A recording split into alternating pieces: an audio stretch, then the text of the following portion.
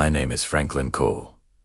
I'm 70 years old. I was born in Detroit, raised on hard work, early mornings, and black coffee that could burn through a steel mug. For nearly 5 decades, I gave my life to the same company, Coltrax Logistics. I was their very first employee. I was the man who helped build their systems, train their teams, and pull the entire business out of bankruptcy not once, but twice.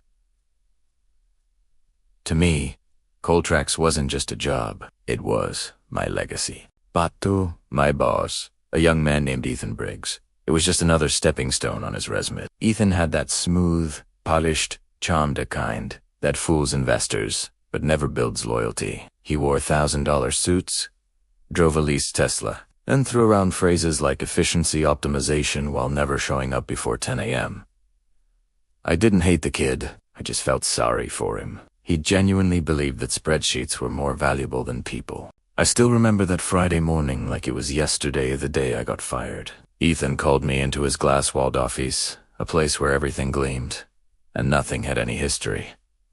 He didn't even bother to look up from his laptop when he said it. "Franklin, we're restructuring," he said, his voice flat. "You've done incredible work over the years, but things are moving faster now.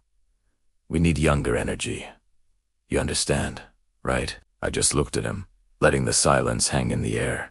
His words were so polished, but his tone was lazy, like he was just reciting something he'd practiced in the mirror. I understood perfectly.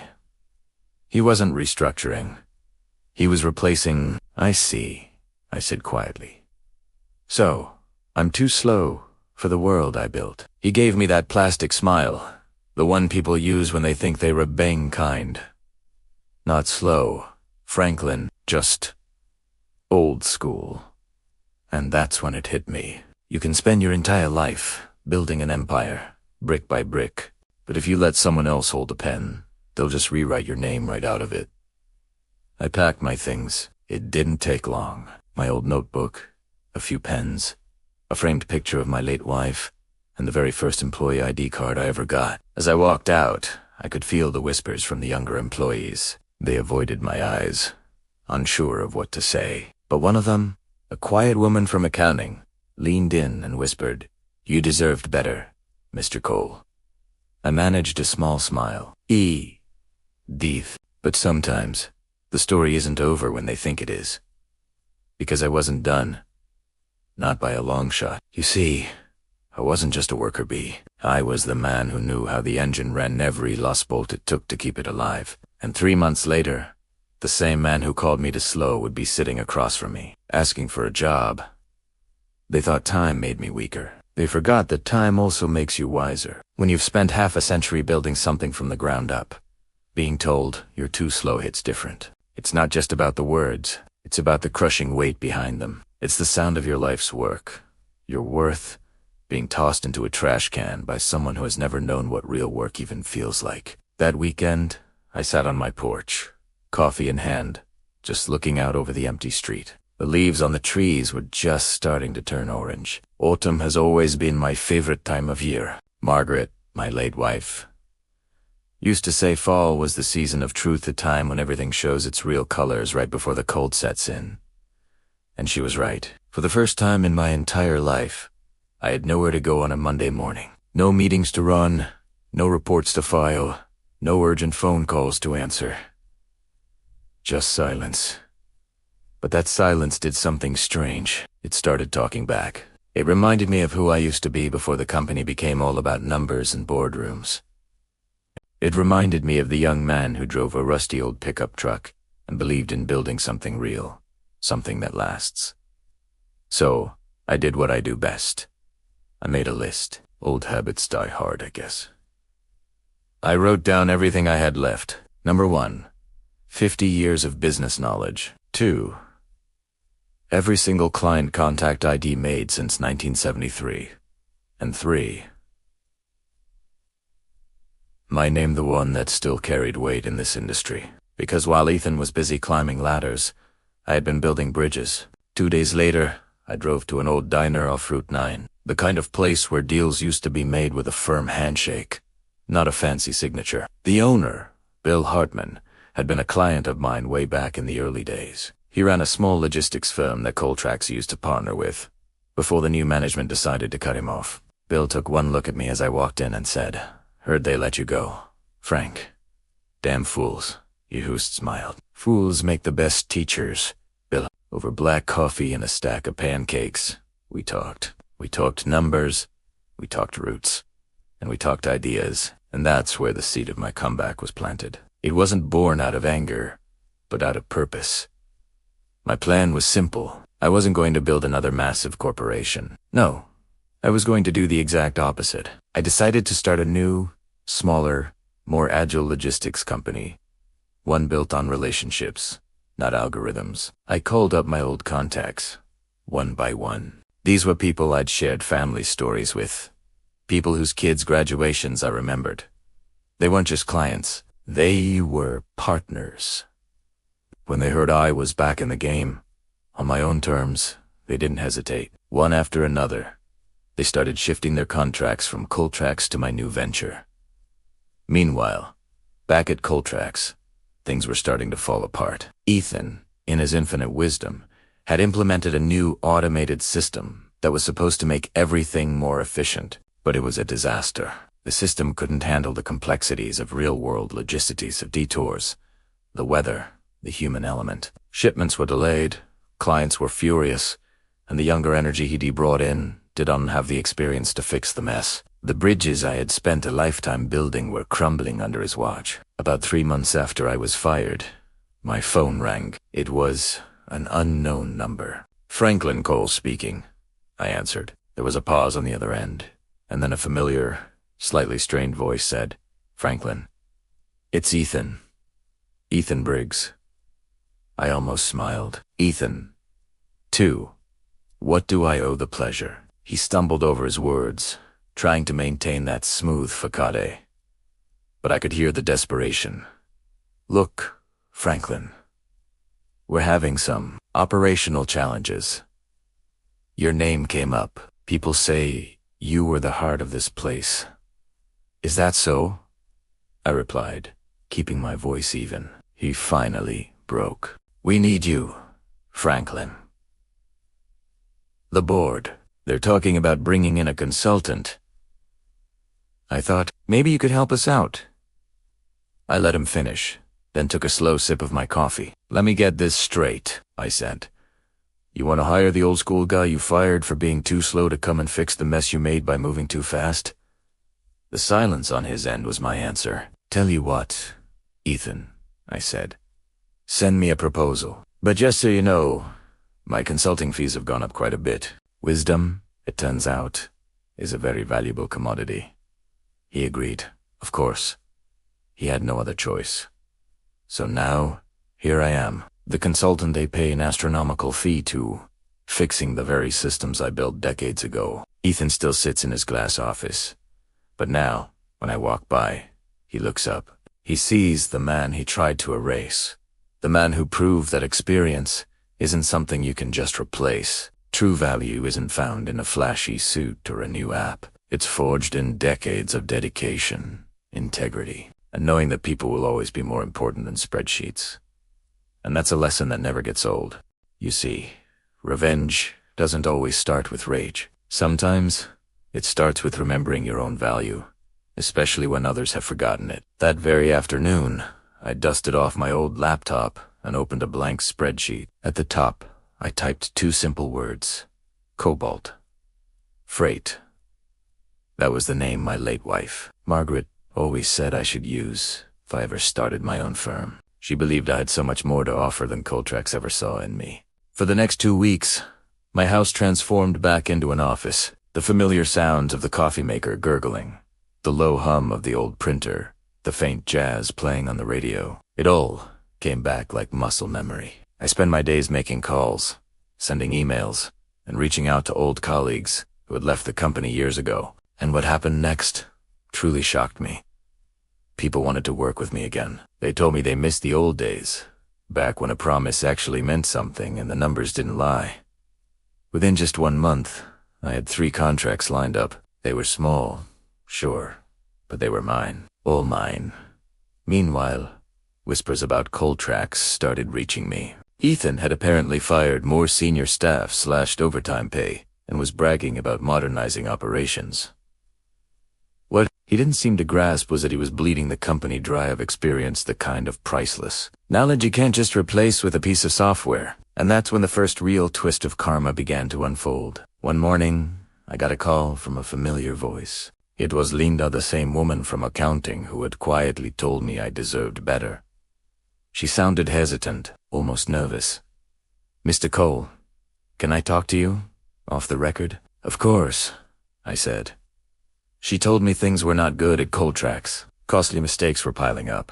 Clients were leaving in droves, and Ethan was blaming everyone but himself. Their biggest client, Lornex Distribution, was on the verge of pulling out completely over a string of delayed deliveries. I didn't gloat.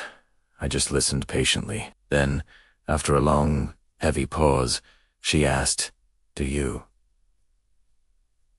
think you'll ever come back?" I chuckled softly. "No, Linda. I think I'll just build something better." That night, I opened the window, breathed in the crisp, cold air, and smiled to myself. Sometimes, revenge doesn't need to be loud or flashy. Sometimes, it just needs room to breathe. The next few weeks were absolutely relentless. I put together a small, dedicated team of people. Coltrax had carelessly discarded retired dispatchers, experienced old drivers, and even a brilliant young programmer who'd quit after Ethan called him replaceable. We set up shop in my garage. It smelled of sawdust, diesel, and burnt coffee, the true scent of new beginnings. The first time we successfully completed a delivery, I felt something I hadn't felt in years. Pride, not the hollow, corporate kind, but real, genuine pride. The kind that comes from knowing that every single box, every mile, and every person's name mattered again. And with each shipment that left my garage, I couldn't help but think of Ethan. I'd picture him strolling through his shiny glass office, supremely confident, completely unaware that the very man he'd dismissed as too slow was quietly building the company that would eventually bring us down. Because you see, real revenge doesn't come with shouting matches or empty threats. It comes with results. By the end of the third month, Cobalt Freight was gaining serious traction. Our clients came purely through word of mouth, something Ethan's marketing team couldn't buy with all their money. And then, one Tuesday morning, my phone rang. The name on the screen made me smile. Ethan Briggs. He had absolutely no idea that I was the solution on the other side of his problem. No clue that the mysterious new firm stealing all his clients was mine. When I answered, I kept my tone perfectly calm, almost friendly. Franklin Cole speaking. There was a pause on the other end, the kind of silence you can almost hear. The sound of pride cracking. Franklin. "Hey, it's Ethan. Look, I was wondering if you had some time to talk. Things have been, well, they've been rough over here. We were hoping we could use some of your consulting experience, maybe on a contract basis." I let him finish his desperate pitch. Then I replied softly, "I'm afraid I'm already consulting, Ethan, for your former clients." Silence. Dead silence. Then he tried to laugh it off, a hollow, forced sound. "Oh, right? Well, good for you, Franklin." But I could hear it loud and clear, the panic simmering just beneath that strained, corporate smile. He hung up shortly after, but the best part. He called again.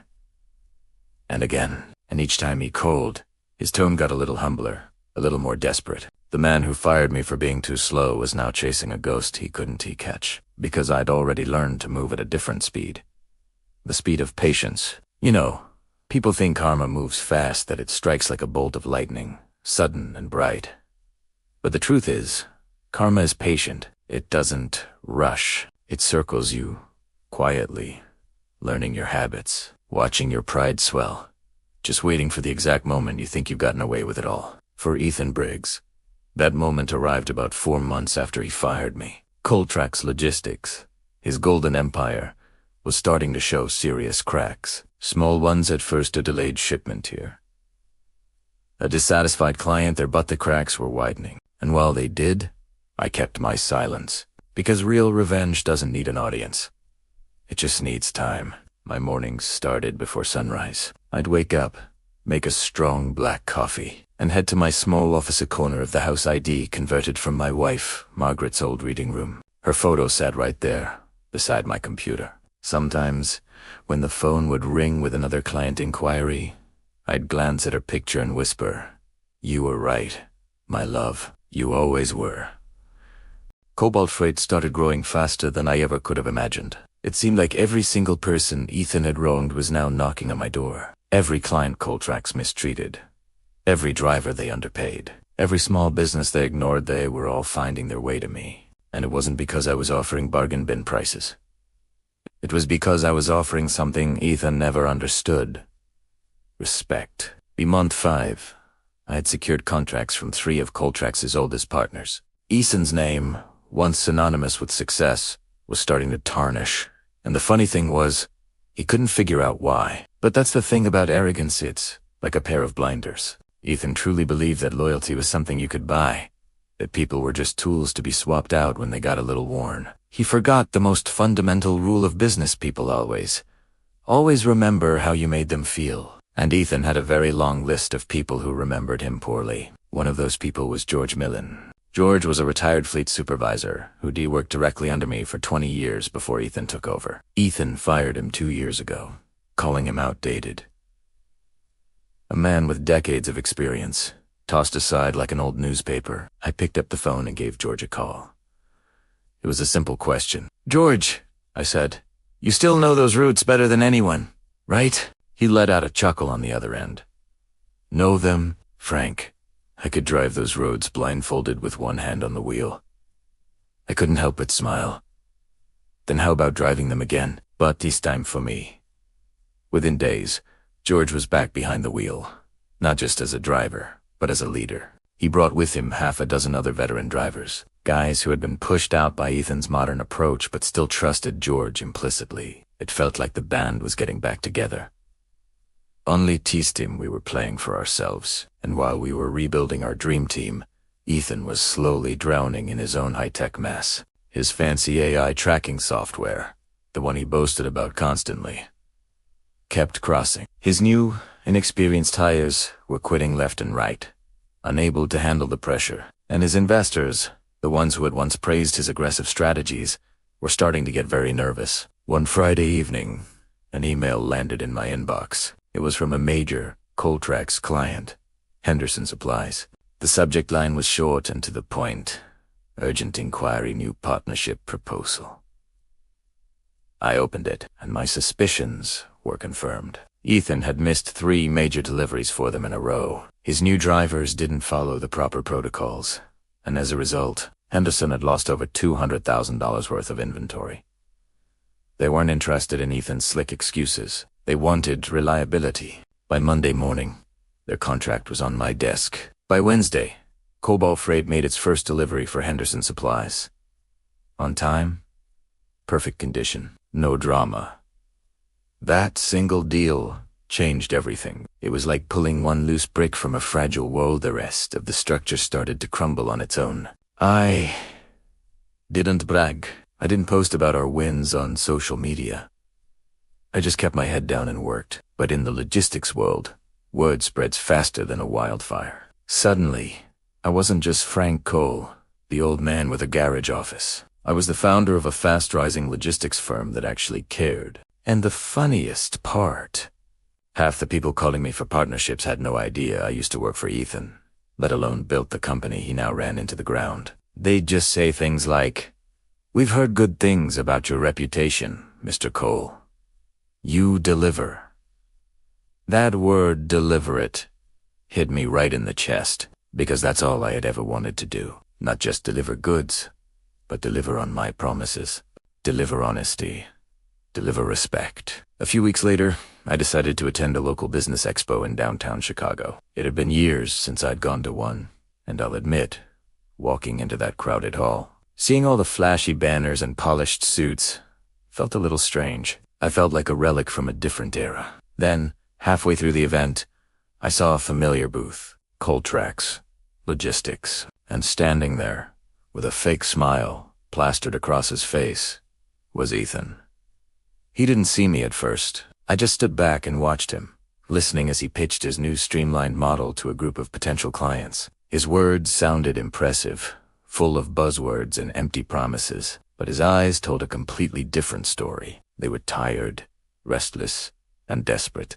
When he finally glanced across the aisle and saw me, his smile flickered for a fraction of a second. He tried to recover, putting on that old air of confidence as he walked over. "Well, if it isn't the legend himself," he said, trying to sound casual. "How's retirement treating you, Frank?" I took a slow sip of my coffee, feeling as calm as a lake on a windless day. "Oh, it's busy," I said. "Cobalt's keeping me on my toes." That name, Cobalt, hit him like a physical blow. His smirk vanished completely. "Cobalt, that's you." I gave him the smallest of smiles. "Yeah, we're doing all right. A few clients, a few deliveries. Nothing fancy." He forced a laugh, but it came out shaky, brittle. "Well, competition's good for business, right?" I nodded slowly, holding his gaze. "It's not competition, Ethan. It's a correction." His face stiffened. The mask had finally cracked. That night, after the XP, I got another message from Linda. She told me Ethan had lost 2 more major clients that week. Both of them had signed with me. The board, she said, was starting to seriously question his leadership. I didn't celebrate. I didn't pop a bottle of champagne. I just went home, sat on my porch in that same old chair, and watched the streetlights flicker on. Sometimes, the loudest victory is the one that unfolds in silence. But I had a feeling karma wasn't quite done with Ethan. Not yet. The next few weeks brought storms, both literal and figurative. A snowstorm slammed into Illinois, grinding trucks to a halt across the state. Coltrax's routes completely collapsed under poor management. But my small team at Cobalt Freight, we handled it like the seasoned professionals we were. When the newspapers ran a story about the only firm that delivered through the blizzard, the name on the front page wasn't Coltrax, it was Cobalt Freight. And that's when the real calls started flooding in. Investors, regional partners, old colleagues. Suddenly, everyone wanted a piece of what I was building. Meanwhile, Ethan's empire was crumbling faster than he could lie his way out of it. His board forced an audit. His investors pulled their funding. Even his personal assistant resigned, the same one who once told me I was too old to adapt. And me, I just kept going. Every morning, I'd remind myself that revenge isn't about destroying someone else. It's about rebuilding yourself so completely that their betrayal becomes irrelevant. Still, there was one thing left undone. The final moment, where fate brings everything full circle. It came sooner than I expected. One cold Thursday morning, a formal email landed in my inbox. The subject line read, "Meeting request. Potential merger discussion." The sender, Ethan Briggs, CEO of Coltrax Logistics. My first instinct was just to delete it, to ignore it completely. But then I thought of my late wife, Margaret, and what she would say. She'd smile and whisper, "Finish it with grace, Frank." So I replied, "Sure, Ethan. Let's talk." We scheduled it for Friday afternoon. As I drove to that meeting, pulling into the same company lot I was escorted out of just months ago, I realized something. I wasn't nervous. I wasn't angry. I wasn't even curious. I was simply done. Because when you've already rebuilt yourself from the dust, there's nothing left anyone can take from you. Little did Ethan know. The man he fired for being too slow was about to offer him the one thing he could unbuy. Mercy, wrapped in success. The air that Friday afternoon carried a kind of quiet that only winter can create. It was heavy, still, honest. Snowflakes drifted lazily across the parking lot of Coltrax Logistics, settling on the sign that once bore my name right underneath Ethan's. The last time I'd walked through those glass doors, I was an old man being pushed out of the place he helped build. This time, I walked in as something else entirely. The receptionist, a young woman who looked like she'd never seen a paper invoice in her life, looked up and smiled politely. "Sir, do you have an appointment?" "Yes," I said, setting my coat on the counter. "Frankline Cole meeting with Mr. Briggs." Her fingers froze mid-type. "Oh, yes, of course. He's expecting you." I smiled. No. The elevator ride up to the 6th floor felt longer than it used to. I could almost hear the echoes of the past the old crew laughing near the break room, the clatter of boots, the hum of the machines. So much of my life had been lived within those walls. But now, they belonged to someone else. And strangely, I didn't mind. When the doors opened, Ethan was already standing by the window. He turned at the sound, his once confident posture now stiff, uncertain. "Frank," he said, forcing a grin that didn't quite reach his eyes. "Glad you came. Didn't want to keep an old boss waiting," I replied, shaking his hand. He gestured toward the massive conference table. The room was spotless, not a single paper out of place, but there was something missing.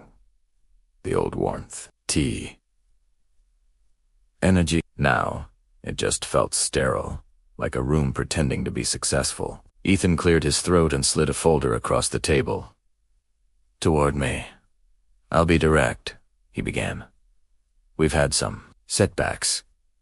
A few clients pulled out, but that's normal. Growth comes with turbulence." I just nodded slightly, letting him talk. He went on and on about market shifts and new logistics challenges. But the more he spoke, the more it sounded like a string of excuses dressed up in fancy management jargon. Finally, he leaned back, trying to look relaxed. "Long story short, I think our two companies could benefit from a merger. Cobalt Freight has a strong small business reputation, and Coltrax still holds major contracts. Together, we'd be unstoppable." I let that sink in for a moment. A few months ago, this man wouldn't even let me park near the front gate. Now, he was asking me for a partnership. "Ethan," I said slowly, "you fired me because I was— what was the word you used? Too slow, right?" He chuckled nervously. "Frank, you know how it is. It was never personal. The board wanted modernization. I had to make tough calls."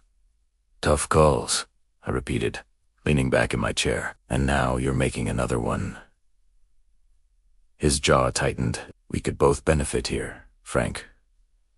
I glanced down at the folder. The proposed terms were bold. He wanted majority control. He wanted to absorb Cobalt Freight completely, turning my company, my people, and my vision into just another line item under his failing empire. When I looked back up, Ethan was watching me carefully, with that same predatory glint in his eyes he used when cornering competitors. But this time, all the power was gone. "Let me ask you something," I said quietly. "How many people have you laid off this year?" He blinked, thrown off. "What does that have to do with—" "Just answer the question, Ethan." "Frank, listen, I didn't bring you here for a lecture." I raised a hand gently. "I know, you brought me here for help." That shut him up. The silence stretched between us, thick and heavy. I pushed the folder he'd brought back toward him across the polished table. "You don't need a merger, Ethan. You need a mirror." He frowned.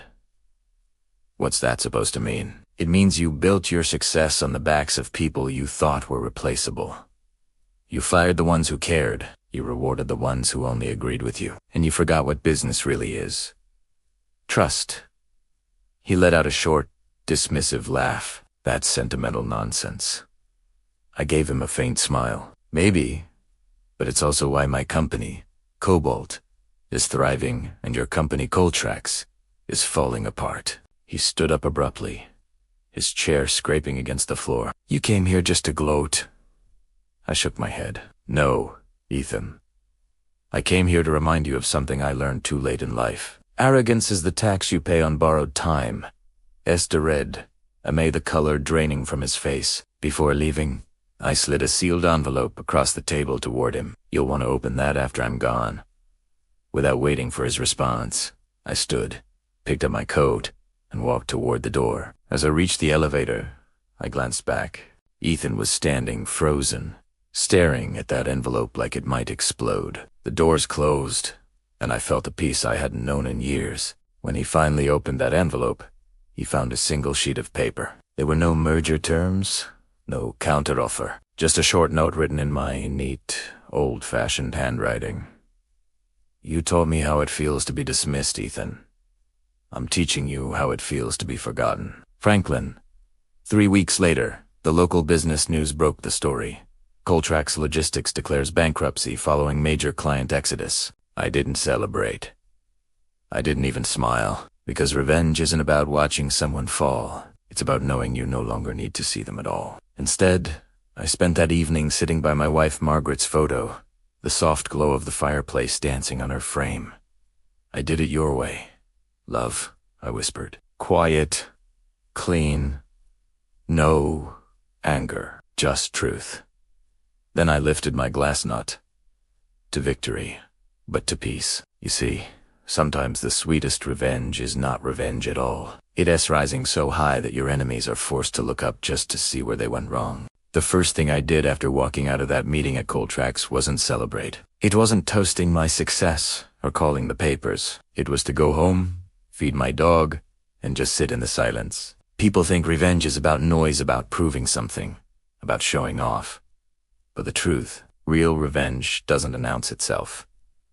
It just lives well. It builds quietly, brick by brick, until one morning, the world looks up and realizes you never needed them in the first place. And that's exactly what happened with Cobalt Freight. It started as a side project, a small warehouse for trucks, and a handful of old-timers who believed in second chances. Men who'd been laid off by Ethan.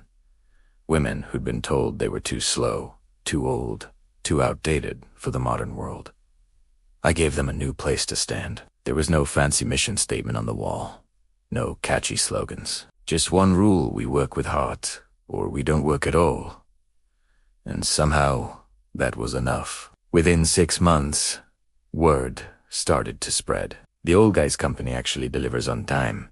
People would say, almost surprised. While Ethan's Coltrax was drowning in a sea of unpaid invoices and client complaints, my little Cobalt Freight was quietly becoming the name that small businesses could trust again. There was a certain poetry to it. Ethan had the latest technology, a team of high-powered investors, and a social media department that lived online. I had coffee-stained blueprints, a crew of honest workers, and the kind of reputation that simply couldn't be bought. One morning, a woman named Lydia Park walked into my office. She was the owner of a nationwide furniture chain, confident, and she had that same spark in her eyes that I used to see in myself, back when everything still felt possible. "Mr. Cole," she said, getting straight to the point, "I heard you deliver on your promises." I smiled. "Ma'am, we deliver a lot more than that." She laughed, and by the end of that week, she had signed a 3-year contract with us. That single deal changed everything. It meant steady work, expanded routes, and a reputation that finally reached beyond our state line. It was the moment the tide truly turned. We weren't just the other guys anymore. We were becoming the first choice, and we did it by remembering the one thing Ethan had forgotten. You can't automate trust. You can't program integrity, and you certainly can't download experience. Our drivers knew their routes by heart, not just by GPS. They knew their clients by name, not by account number. They'd help unload a little extra, wait a few minutes if someone was running late, and always with a smile. It was the old way of doing business, the way my father taught me.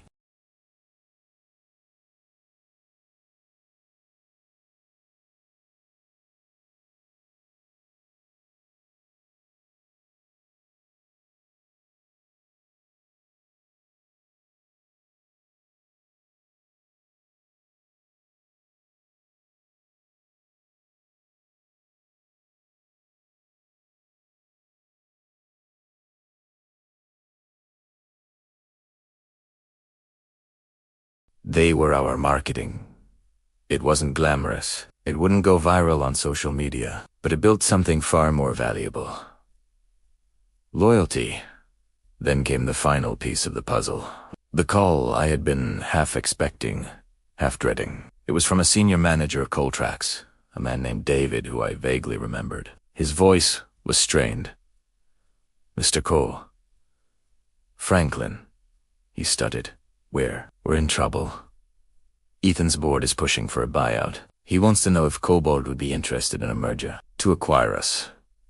The irony was so thick, you could cut it with a knife. The man who had pushed me out, who had called my ideas relics of a bygone era, was now asking me to save him. I let the silence hang for a moment before I replied. "David, tell Ethan I'll meet him. His office, tomorrow at 10.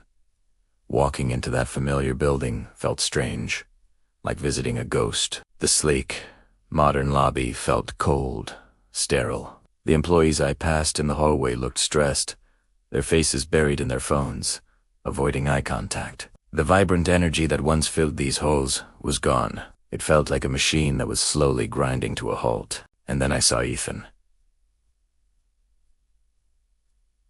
He looked smaller. The confident, ruthless executive was gone, replaced by a man who looked tired and defeated. He led me to his corner office. The same office that used to be mine. He launched into a desperate pitch, filled with business jargon and empty promises about synergy and market consolidation. He was trying to sell me the broken pieces of the empire he had built on the rubble of our partnership. When he finished, I didn't respond right away. I just looked out the window at the city below. "How many people have you laid off this quarter, Ethan?" I asked quietly. He was taken aback. "What does that have to do with anything?" That's when I knew he still didn't get it, and that's when I gave him my final answer. Not with a contract, but with that simple, sealed envelope. Leaving his office that day, I felt no triumph, just a profound sense of closure. I hadn't destroyed Ethan. His own choices had done that for him. I had simply chosen to build something different, something better, something that would last. My revenge wasn't a single act of vengeance. It was every single on-time delivery. It was every happy customer. It was every employee who went home at the end of the day feeling respected and valued. It's a quiet victory, living well. It doesn't make for a dramatic movie scene. But let me tell you, it's the most satisfying feeling in the world. It's the peace that comes from knowing you built your house on solid rock, not on shifting sand. And as for Ethan, his story became a cautionary tale in business schools, a lesson in what happens when you value profits over people. As for me, I'm still here. I still come into the office every morning, pour myself a cup of coffee from the same old pot, and get to work. Every Friday night, I'd walk through the warehouse, shaking hands, listening to old stories. Men who had been forgotten were laughing again. Women who'd been written off were leading teams. There was pride in every movement, a sense of belonging. Sometimes, the greatest revenge is giving life back to those who were told they were finished. By the second year, I barely recognized the place. We'd doubled our fleet, expanded into 2 new cities, and turned a profit Ethan's analysts could only dream of. But even then I never talked about him. Not once, because silence, when used right, speaks louder than any speech. The only thing I kept from my old job was a framed photo of the early crew, including Ethan. It sat in my office, not out of sentiment, but as a reminder, every empire, no matter how tall, starts with hands that worked hard and hearts that cared. One afternoon, I was sipping my coffee when my assistant, Janet, stepped in. "Mr. Grant," she said softly, "there's someone here to see you." Before I could answer, Ethan walked in. He looked smaller somehow. Not physically, but in spirit. The arrogance that once clung to him like cologne was gone. His suit was wrinkled. His eyes were tired. "Frank," he said, his voice barely a whisper, "I need a job." For a moment, the world went quiet. I just looked at him, the man who once threw away decades of loyalty like a broken tool, and I realized something. He wasn't my enemy anymore. He was just lost. I nodded to the empty chair. "Sit down, Ethan." He hesitated. "You'd really hire me?" I smiled faintly. "No, Ethan. But I'll teach you something." He looked confused, so I leaned forward. "You fired me because you thought speed was success, but speed without direction just gets you lost faster. You want to rebuild. Start Slow. Start. Honest. And for once, build something you won't regret losing. He swallowed hard, nodded once, and left quietly. That was the last time I saw him. Sometimes, life brings your enemies back, not so you can destroy them, but so you can prove you never needed to. That night, I stood by the warehouse doors, watching the sunset bleed across the sky. The smell of diesel and cold air mixed together the scent of hard work and survival. I thought of all the faces that had come through those doors. The laughter, the stories, the quiet revenge of honest living. And I realized this, right here, was my redemption. I didn't destroy Ethan. I outlasted him. And in doing so, I'd rebuilt not just a business, but myself. The best revenge ISNT found in Victoriate.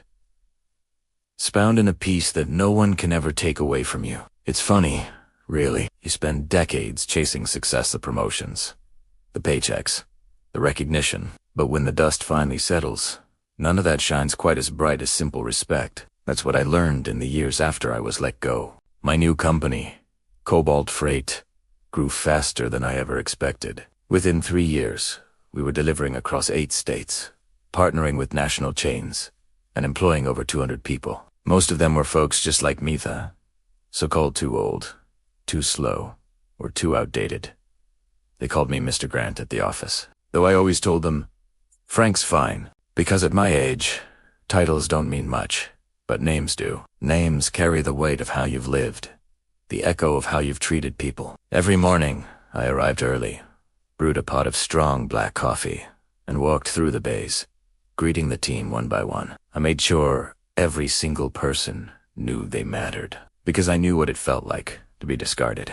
And I swore no one under my roof would ever feel that way again. When life throws you out the door, you build a place where others can walk in with pride. A local business magazine once interviewed me. The journalist, young and full of energy, leaned forward and asked, Mr. Grant, what's your secret? How did a 70-year-old man build one of the fastest-growing logistics firms in the state? I smiled and said, patience. He looked puzzled, so I added, you all chase fast growth, but I've seen fast things burn out. Patience builds foundations, and if you build something slow, you build it to last. He scribbled that down like it was the first time anyone had said it. Maybe it was. Weeks later, that article went viral. People loved the idea of an old man proving the world wrong, but to me, it wasn't about proving anything. It was about remembering who I was before the noise, before the humiliation, before the betrayal, before the bitterness. I wasn't a victim. I was a builder, and builders don't quit. They just start again, stronger. The sweetest revenge isn't payback. It's a peace that you've earned, not one that's been given. One evening, as the sun dipped low, my granddaughter, Lily, came by the office after school. She was tan curious, fearless, with that spark of youth that makes you believe in the future again. She pointed to the company's sign and asked, Grandpa, are you the boss here? I laughed softly. Something like that. Does that mean you can tell everyone what to do? She asked. I knelt down beside her and said, no, sweetheart. It means I have to make sure everyone gets home safe. She thought about that for a moment, and her little face lit up with understanding. And in that moment, I knew I had built more than just a company. I had built a legacy not of profit margins or market share, but of kindness, of second chances, of quiet strength. And that, I realized, was a success no one could ever fire me from. She smiled, and for a moment, I saw everything I'd worked for reflected in her eyes. It wasn't wealth, not success, but legacy. I realized right then that legacy is UNT about the buildings, or the trucks, or the money in the bank. It's the way people remember how you made them feel. That's the real bottom line. A few years later, after I finally decided to hang up my keys for good, the team threw me a farewell dinner. It wasn't some fancy black tie affair, just a barbecue behind the warehouse. The air was thick with the smell of smoked ribs and something even better, laughter. When I stood up to say a few words, I looked out and saw a sea of faces from every chapter of my life. There were workers who'd become like family, competitors who'd become partners, and even some folks from the old Coltrax days who had found a new beginning with us. My voice cracked a little as I said, "You all think I built this company, but the truth is, you built me back." For a heartbeat, there was just silence. Then, a wave of applause that seemed to shake the night itself. It made me realize, sometimes the people you lift up become the strongest pillars of your own redemption. After everyone had gone home, I sat alone for a while, just watching the moon rise over the warehouse roof. My thoughts drifted to Ethan. I wondered where he might be now, whether he ever found peace, and I genuinely hoped he did. Not because I forgave him out of some kind of weakness, but because holding on to a grudge is just another way of staying stuck in the past. Forgiveness, I finally understood, isn't about letting someone else off the hook. It's about freeing yourself from their shadow. And as that cool night breeze brushed against my face, I smiled. It wasn't the smile of a man who won a fight, but of a man who finally understood the rules of the game. Revenge fades, but dignity, that's something time can't touch. They say, revenge is a dish best served cold, but I've learned something else along the way. Sometimes, the best revenge isn't served at all. Eat this, leave it. When I look back on that day, I don't see a man who was fired. I see a man who was freed. Losing that job at 70 could have been the end of me. It could have been the story of an old man who faded quietly into bitterness. But instead, it became the beginning of something better, something stronger, something real. You see, when Ethan told me I was too slow, for a moment, I actually believed him. I thought maybe he was right, that maybe time had finally beaten me. But life has this strange way of reminding you that experienced real, hard-won experience can't be fired. It can't be replaced by a younger model. And it definitely can't be humiliated by someone who has never walked a mile in your worn-out work boots. Here's a piece of advice for you. When they underestimate you, don't argue. Just outlast them. After building Cobalt Freight, I didn't just rebuild my career. I rebuilt my worth. And I'm not talking about the kind of worth you can count in dollars and cents. I'm talking about the kind that lives quietly inside your chest. That feeling you get when you know you didn't give up on yourself. Because here's the truth, nobody can take your dignity. Not a boss, not a company, not even time itself. All they can do is challenge it.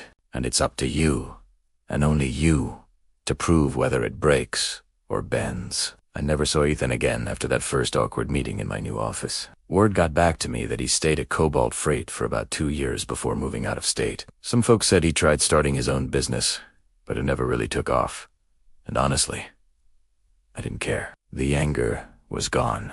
There's no satisfaction in watching someone else fail, not when you've found your own peace. And peace isn't found in payback. It's found in knowing you turned your pain into purpose. Karma doesn't always show up with thunder and lightning. Sometimes it comes in the quiet, steady success of a man they said was finished. Now, in my late 70s, my mornings look a lot different. They start with a cup of strong black coffee, the sun bleeding through my kitchen window. The best sound in the world is my granddaughter's laughter echoing from the living room. Sometimes, I'll drive past the old Coltrax building, the very same one where a man half my age told me I was too slow. It's still there, but it seems smaller now, quieter, and I smile. Not because I won, but because I moved on. And that's the secret most people never learn.